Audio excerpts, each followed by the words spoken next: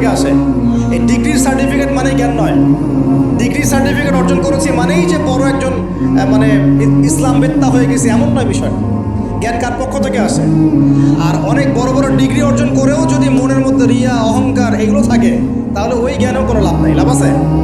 ইবলিসের কি জ্ঞানের কোনো লাভ আছে? ও কিন্তু বড় আবেদ ছিল, অহংকারের কারণে পথভ্রষ্ট হয়ে গেছে। আল্লাহ মাফ করুন। তো এভাবে প্রচেষ্টা চালান, আল্লাহর কাছে বেশি বেশি দোয়া করেন। প্রত্যেক দিন বলবেন রব্বি জিদনি ইলমা। কি বলবেন?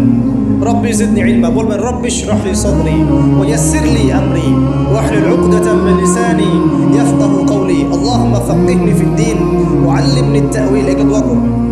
এই দোয়াগুলো করতে থাকলে দেখবেন ইনশাআল্লাহ আপনি জ্ঞান পাবেন, আল্লাহর পক্ষ থেকে জ্ঞান পাবেন। তো তওবা করার পর প্রথম কাজ কি ভাই বলেন? জ্ঞান অর্জন করা। ইকরা বিসমি রাব্বিকাল্লাযী খালাক। আর এই জ্ঞান নিয়ে তো অনেক কথা হচ্ছে না? এখন এই জ্ঞান অর্জন করবেন কোন জ্ঞান? যে জ্ঞান আপনাকে আল্লাহ এবং তার রাসূলের দিকে নিয়ে যাবে সেই জ্ঞান অর্জন করবেন। যে জ্ঞান আপনাকে আল্লাহ এবং তার রাসূল থেকে দূরে সরাই দিবে সেই জ্ঞান অর্জন করতে যাবেন। ব্যাস, কথা শেষ।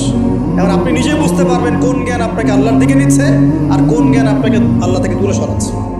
শুধুমাত্র ইসলামিক জ্ঞানই কি অর্জন করব না বৈষয়িক জ্ঞানও দরকার আছে?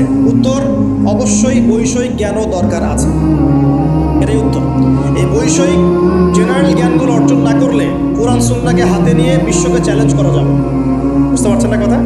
কোরআন সুন্নাহর জ্ঞান থাকবে ভিতরে, আবার আপনার মধ্যে সমকালীন জ্ঞানগুলো থাকবে। এরপরে দেখবেন ইনশাআল্লাহ আপনি ডিনামাইট।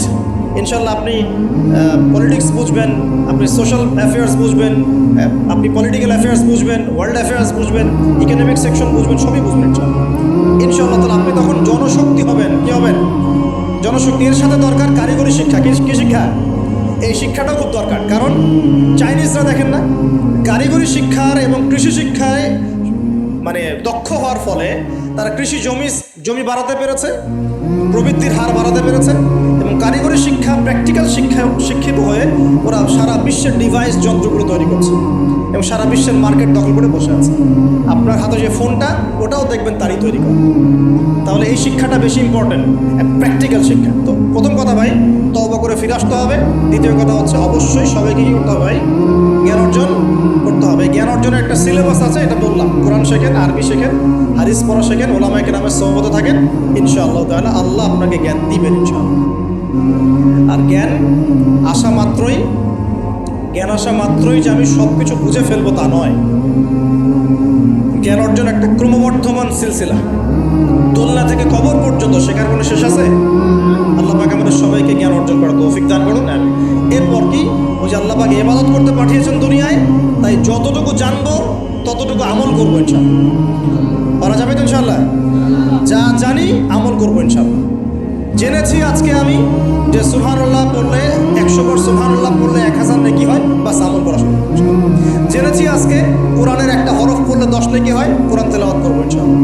এখনই জেনেছি সূরা কাহাফের প্রথম 10 আয়াত মুখস্থ করলে আল্লাহ দাজ্জাল থেকে বাঁচাবেন, মুখস্থ করবেন ইনশাআল্লাহ।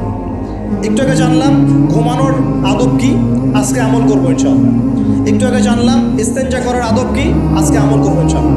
যা জানবো আমল করবো ইনশাআল্লাহ। পারা যাবে ইনশাআল্লাহ। এবং নিজে আমল করব, সবার আগে নিজের পরিবারে প্রতিষ্ঠা করব। আগে সমাজে দৌড় দিব না, আগে কোথায় দৌড় দিব? আগে পরিবারে।